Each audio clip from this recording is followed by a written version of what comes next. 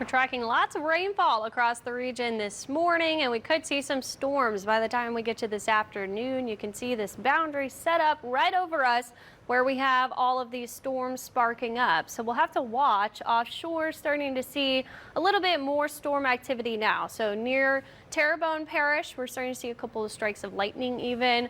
And lower Lafourche Parish also seeing some of this heavier rain starting to pop up. This is going to continue that northeastward flow.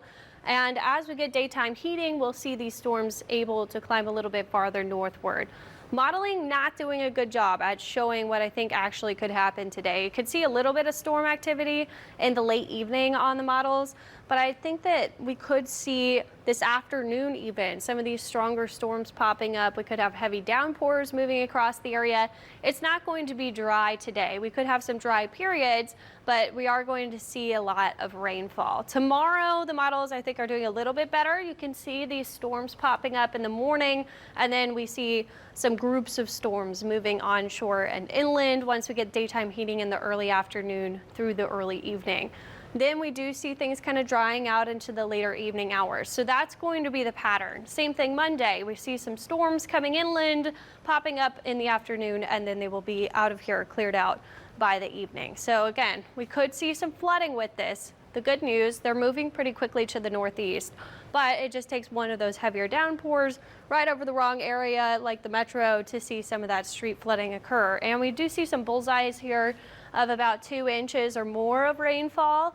And if that's in a short period of time, that could cause some flooding concerns. So that's our main issue today. We will be watching for lightning too, that frequent lightning.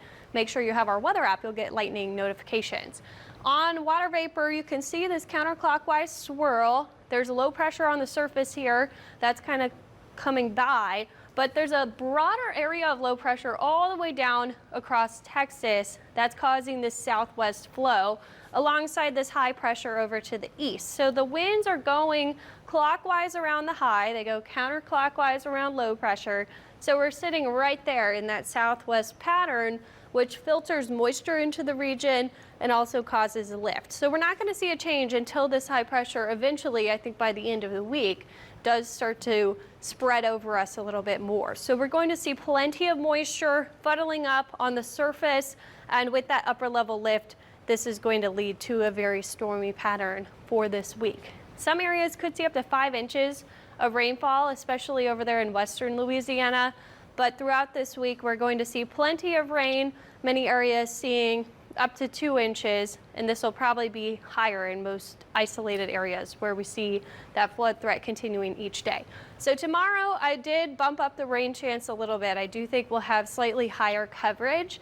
And then later in the week, as the boundary on the surface pulls away from us, I brought it down to 60, but because we have so much lift and so much moisture to work with, I don't think we totally get down to that summer-like pattern until the high pressure builds over us again at the end of the week. The only good news with this rainy pattern, we're going to continue to see some cooler temperatures even into late July. That low pressure doesn't really look like it's going anywhere in the extended forecast. So that does keep the temperatures below normal. Our average is 92.